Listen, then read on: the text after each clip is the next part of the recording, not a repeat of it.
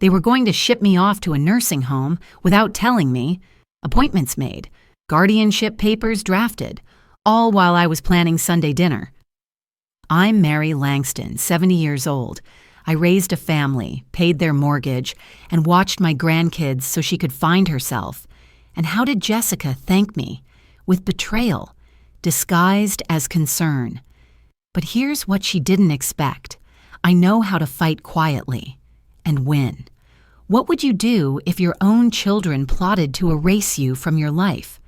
Tell me, have you ever felt invisible in your own family? You just don't understand how inheritance works, Mary. Her voice cut sharper than any kitchen knife I'd ever owned. I held my teacup a little tighter, feeling the porcelain tremble against my fingers. Across the table, Jessica sat with perfect posture, her hands folded neatly over her iPad like she was hosting a business meeting rather than discussing my husband's will. She didn't even glance at James as she spoke, just looked straight at me, her expression serene, rehearsed. I was 70, not senile, but from the way she spoke, you'd think I was halfway gone already. Richard would have wanted James and me to manage the assets responsibly, she continued, tapping one manicured nail, click, click, click, against the mahogany. It's not about control, it's about clarity. Estate law can be messy. James sat beside her, silent as ever when money was involved. He didn't meet my eyes. I recognized that look. He used to wear it when he was a boy and had done something wrong but didn't know how to confess. Except now, he was a grown man, and his silence cost more than a broken window or a failed test. I was married to Richard for 47 years, I said, setting my cup down with a deliberate clink. I think I understand what he wanted. Jessica smiled, the kind of smile that never reached her eyes. Of course. But you must admit, he wasn't as sharp near the end. He relied on James a lot.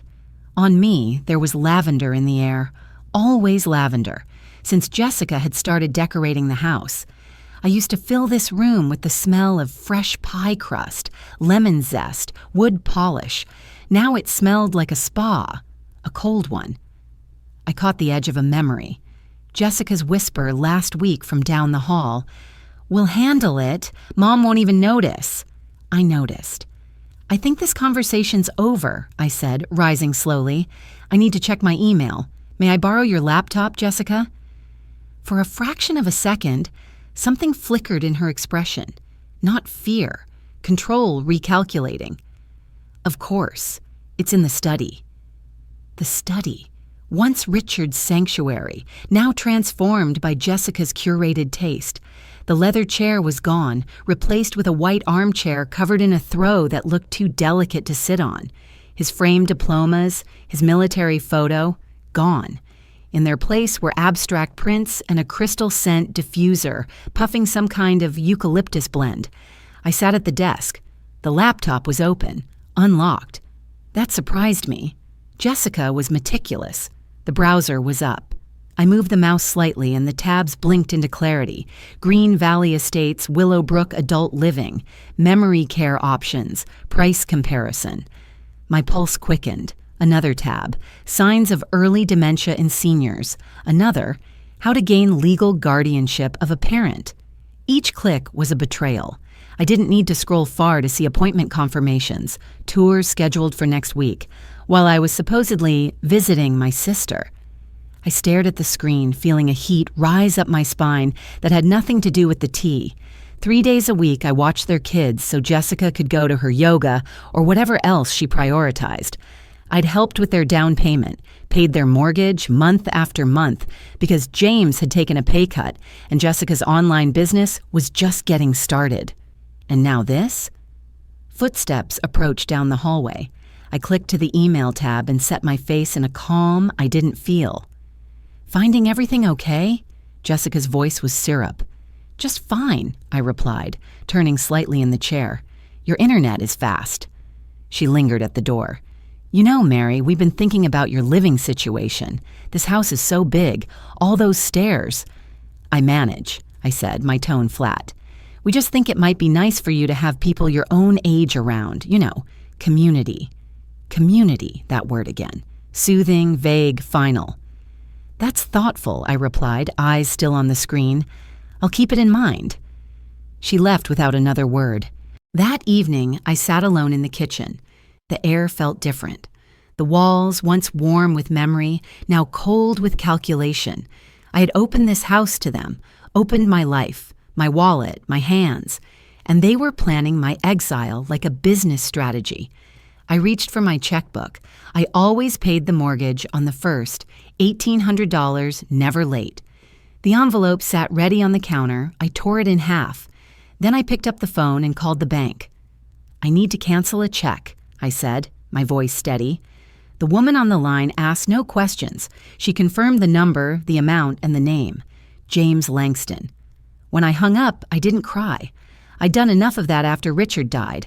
Instead, I walked to the file drawer where we used to keep the family documents. The metal slid open with a groan. I pulled out Richard's will, insurance records, my own birth certificate. I laid them out across the kitchen table, smoothing each one with care. Outside, rain began to fall, soft and rhythmic against the window panes. I looked down at the paper trail of my life and whispered, was I financing my own disappearance? No one answered, but my hands didn't tremble anymore, and as I opened the final folder, I knew this wasn't an ending. It was the beginning of a reckoning.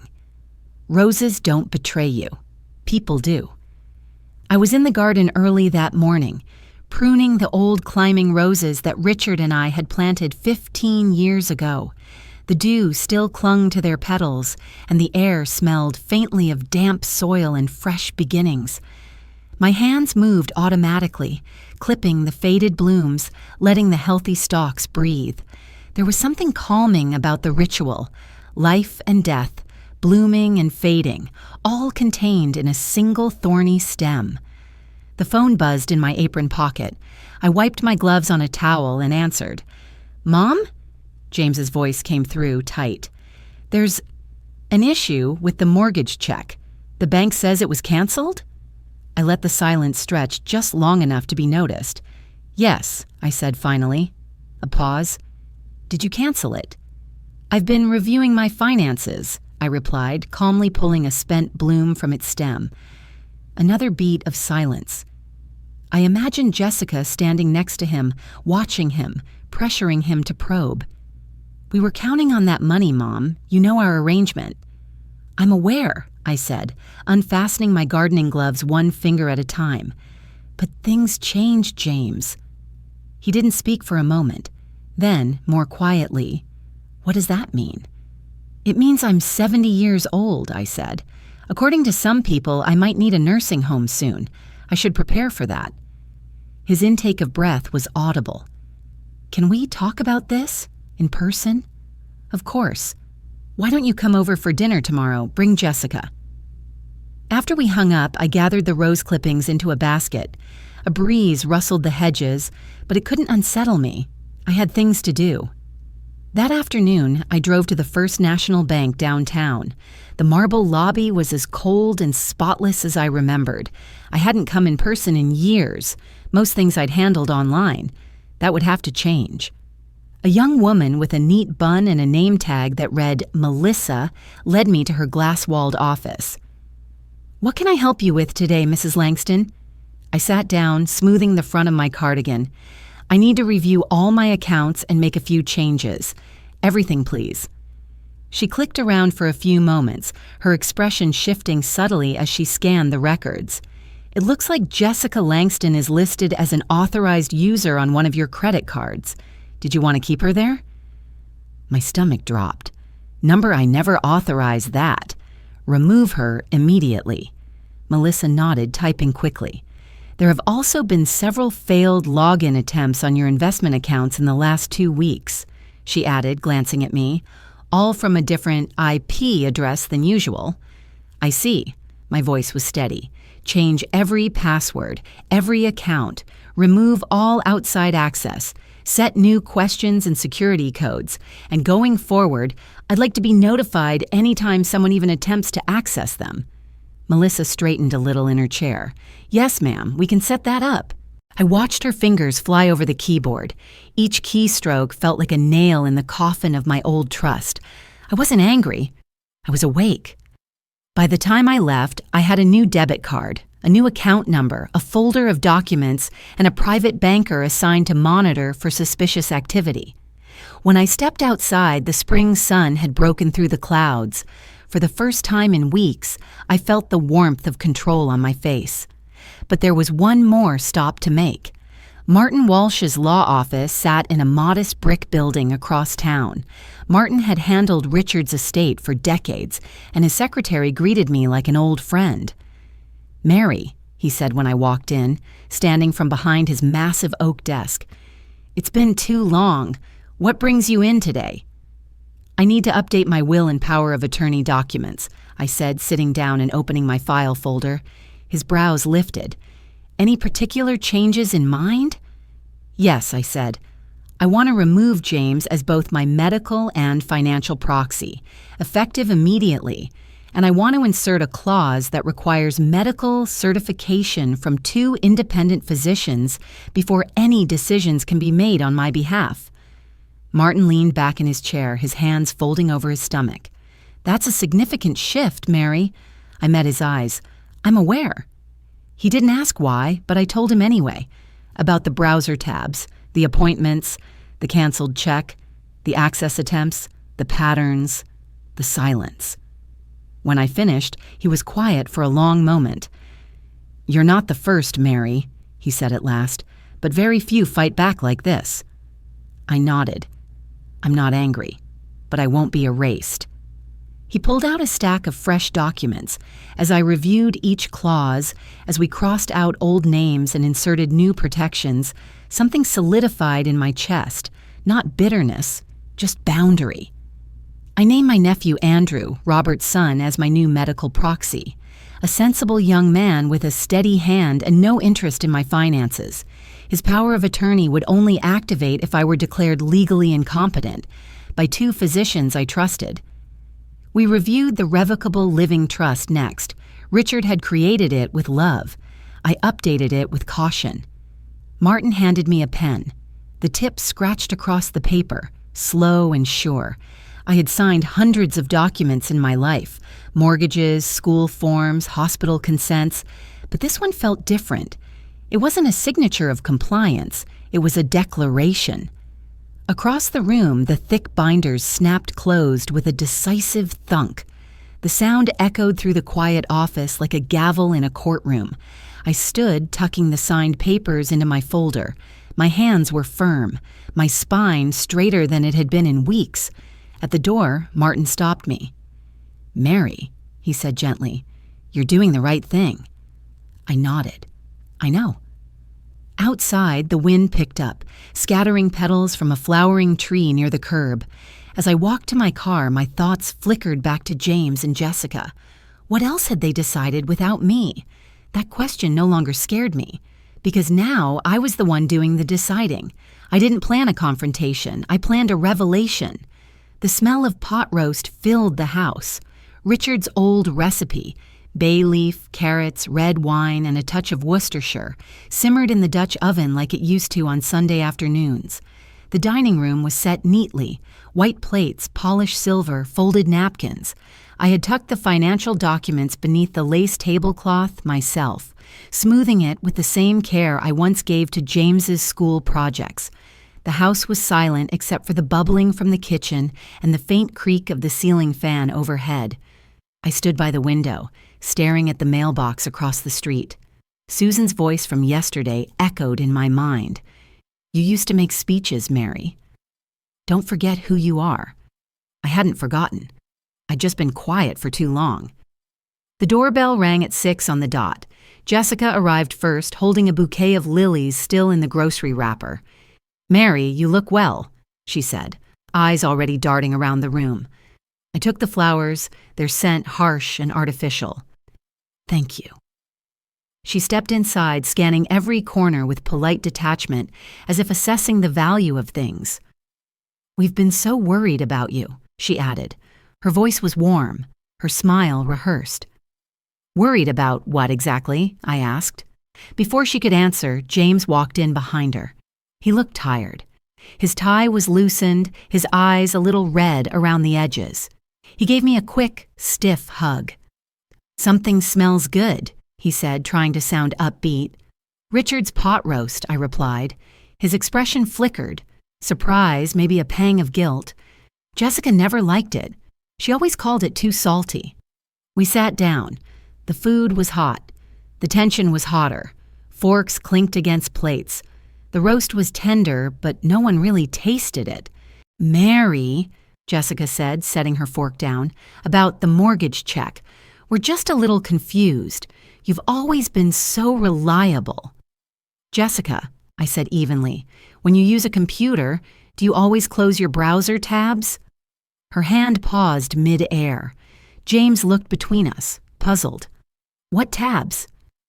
"The ones about nursing homes," I said, "and the appointment scheduled while I was supposed to be visiting my sister next week." Jessica's eyes widened, just briefly, then narrowed. "I was just doing research." "Research?" I tilted my head. "For the future," she added quickly. "You've seemed so forgetful lately, and this house is forgetful," I repeated, my tone cool. "Interesting. What have I forgotten?"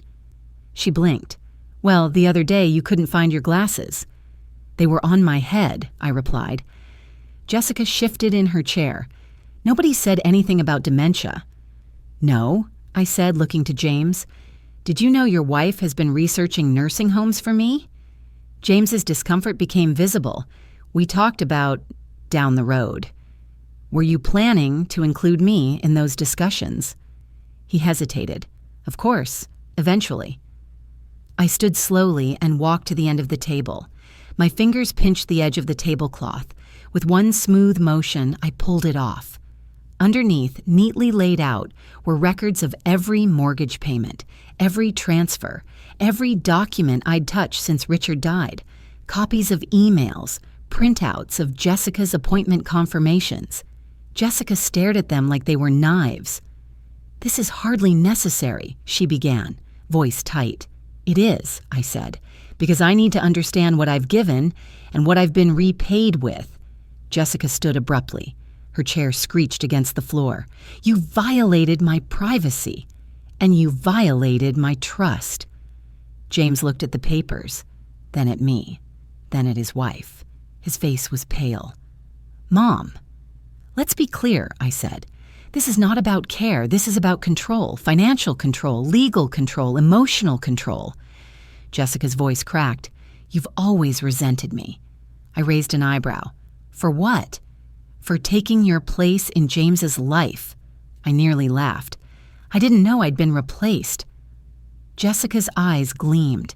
"You never accepted me." "That's not true," I said. "I accepted you into my home, my family, my finances." James looked like a statue, still, cold, cracking slowly. Jessica's voice rose. "This is absurd. You're twisting everything." "Show James the searches," I said.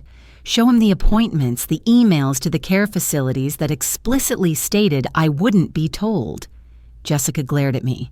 "You're manipulating him." I folded my hands. "No, I'm finally telling the truth." The forks lay untouched on the plates. Steam rose from forgotten roast. Rain had started again, faint against the windows. I looked at my son, really looked at him. Did I raise a son or a silent accomplice? James didn't answer. Not yet.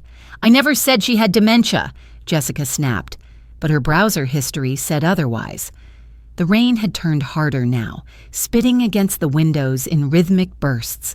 It filled the silence between us, adding a soundscape to the unraveling that was already underway. Forks rested on cold pot roast. The candles burned low. And across from me, Jessica was starting to lose the tight grip she'd always kept on her mask. Martin's words from just days ago returned to me, steady and quiet like a lighthouse. If they're hiding things now, they've hidden more. Jessica straightened her back and looked at James, who hadn't moved. "I didn't say she was incompetent," she said, her voice forced calm. "I was just Researching options, that's all. Options? I asked. Behind my back? James glanced at me, then at his wife. What kind of research? Jessica's jaw twitched. You know, care homes, long-term support, legal safety nets. I kept my gaze on her.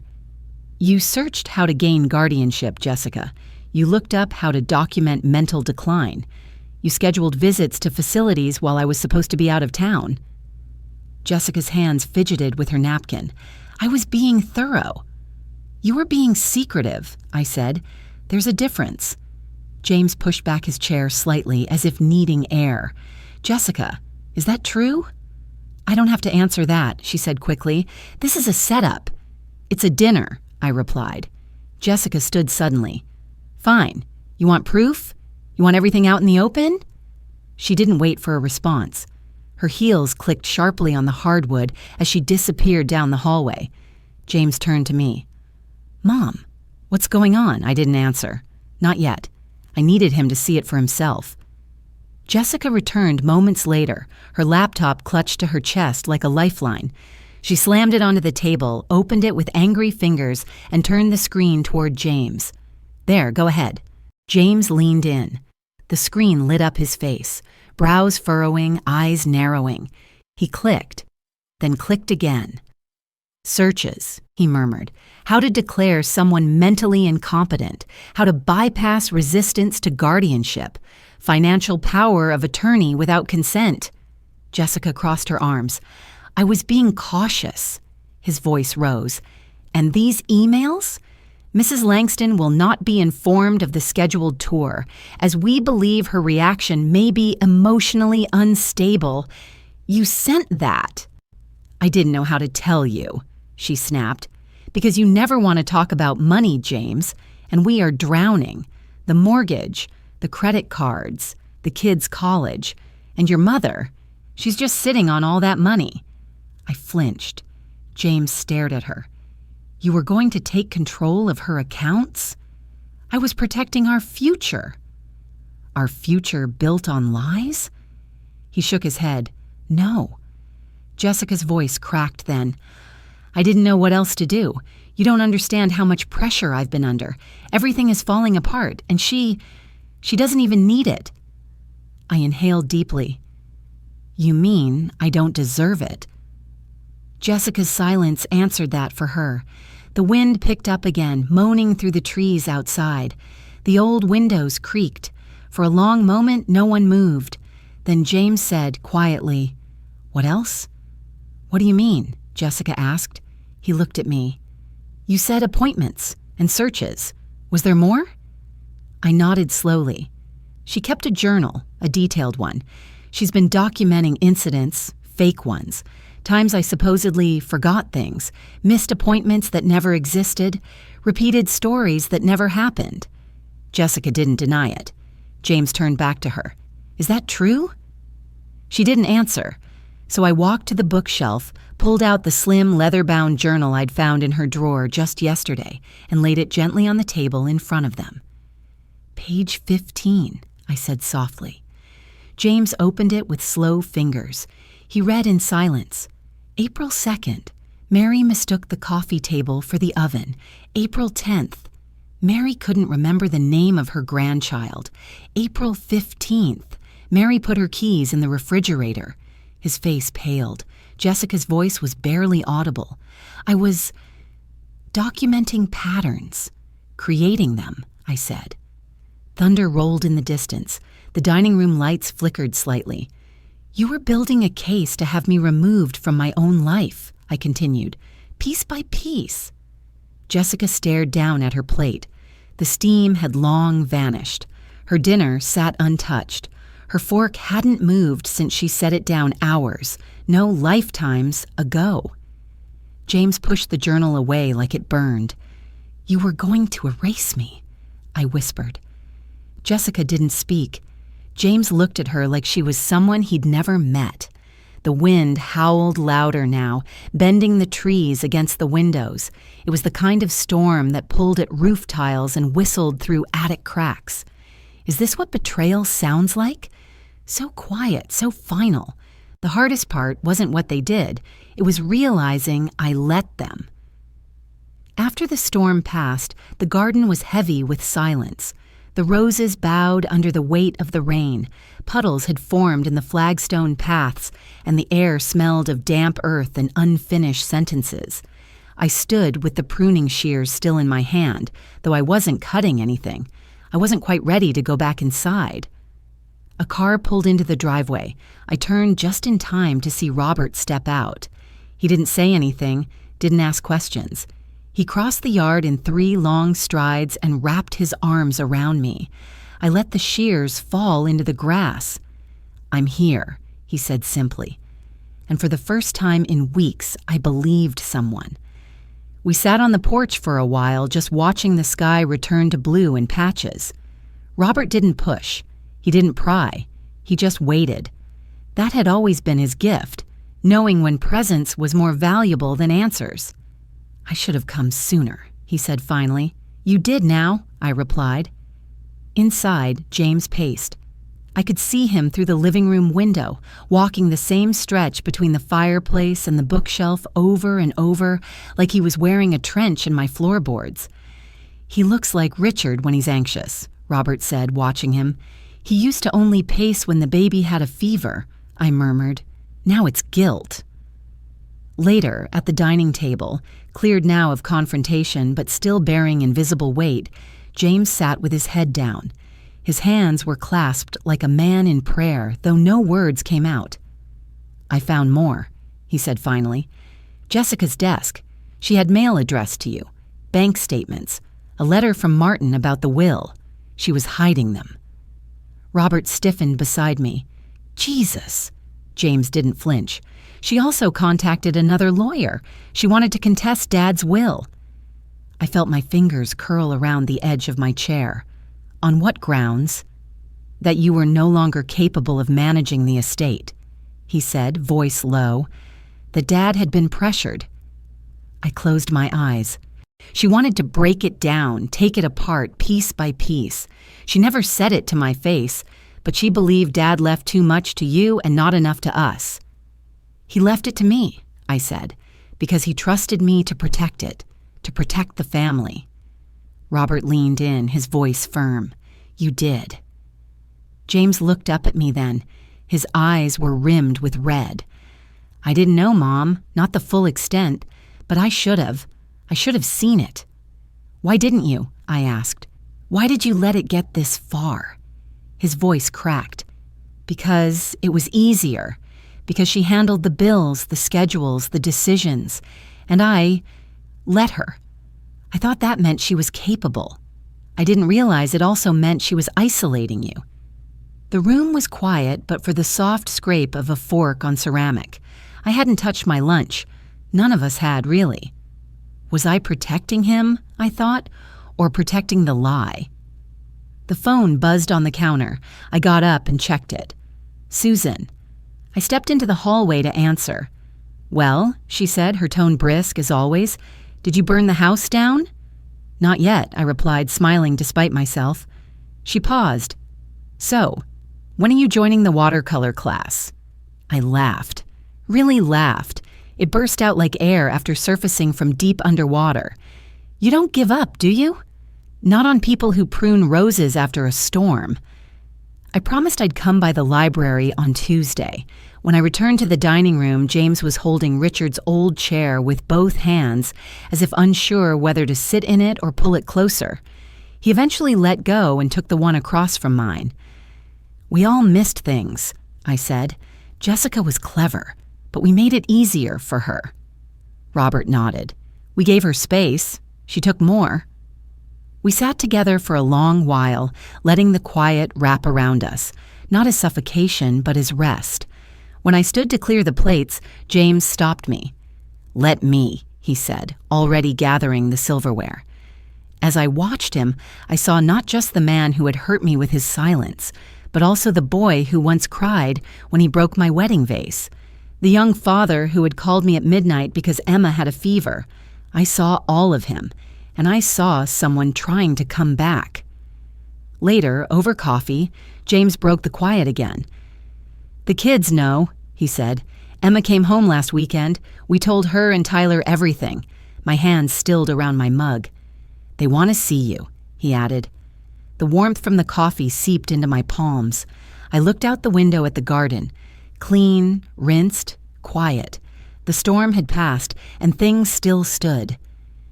"They want to see me," I repeated softly, not because they had to, because now they finally could. He handed me a rose bush, soil still clinging to its roots. "Cecile Brunner," James said, holding it like an offering, "for your garden and for Dad." The spring sunlight filtered through the trees, casting delicate shadows across the path. The air smelled of jasmine and damp mulch, of old roots and new beginnings. I knelt beside the patch we'd cleared and took the rose from his hands. Its tiny pink blossoms trembled in the breeze, as if unsure whether they were strong enough to bloom. Together, we dug a hole in the soft earth. We didn't speak. We didn't need to. Some things aren't meant to be said. They're meant to be planted. Once the rose was settled, James stood and wiped his palms on his jeans. "Looks good here," he said quietly. I looked up at him. "So do you." He smiled then, small but real, and sat beside me on the porch swing. It creaked under our weight, a sound so familiar it felt like memory. Later, inside, I poured lemonade into 2 tall glasses. Ice cubes clinked gently against the glass. The living room, once hollowed out by suspicion and grief, was warm again, not just from the sun through the windows, but from presence, from the hum of returning. On the coffee table lay my calendar. I flipped through the pages. Tuesday, watercolor class with Susan. Thursday, a board meeting for the local arts foundation. Saturday, the library's book club, my turn to host. A message popped onto my phone. Emma. "Would you wear Grandpa's locket to my graduation? I want a piece of him there." I touched the chain at my throat, feeling the cool metal of the locket beneath my collar. Inside was a picture of Richard on our wedding day, and another taken the summer before he passed. I'd kept it close these past few months, not for grief, but for grounding. I wouldn't miss it for the world, I texted back. The following week, I turned 71. There was no grand party, no orchestra, no balloons, just dinner at home. But the table was full. Robert brought wine and a corkscrew shaped like a bird. James brought lemon bars, store-bought, but arranged carefully on my grandmother's china. Susan arrived last, breezing in with paint on her sleeve and laughter already rising in her throat. "Am I late or fashionably unpredictable?" she asked, kissing my cheek. "Both," I said, and led her to the table. Emma and Tyler came too, bounding in with hugs and stories about college, jobs, relationships that seemed to blur together in youth's whirlwind. We ate, we passed dishes, we clinked glasses. There was no mention of Jessica. There didn't need to be. After dessert, Emma handed me a gift, a photo frame wrapped in tissue paper. Inside was a candid shot, taken that very evening. Me, seated at the head of the table, laughing at something Susan had said, James pouring water into someone's glass, Robert leaning in mid-anecdote. Emma had printed it in black and white, the moment frozen in gentle light. "We wanted you to remember this," she said. "Not the fights, this." I held the frame in my lap, brushing a finger over the glass. Richard's chair sat empty beside me in the picture, but somehow it didn't feel lonely, just acknowledged. They planned my exile, I thought, but I planned my return. When the guests were gone and the kitchen cleaned, I stepped back outside. The sky was streaked with orange and lavender. My porch swing waited. I sank into it, the cushion still warm from earlier, and rocked gently as the world settled. Somewhere down the block, children laughed. A dog barked. A neighbor walked past and waved. I waved back. My phone buzzed again. Susan confirming our museum trip next week. Another text from the book club reminding me to bring lemon bars. I added it to the list. The newly planted rose swayed slightly in the wind, its petals catching the last of the light. The porch was quiet, but life buzzed around me. A new chapter waited, unwritten, but finally in my hands. Was I ever truly gone? or just waiting to rise? As laughter echoed around my birthday table, I looked at the faces of those I loved and knew I had never truly left. I had simply waited for the right moment to return as myself. No one has the right to make you invisible.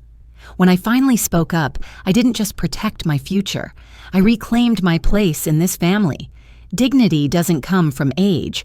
It comes from being seen and refusing to be silenced.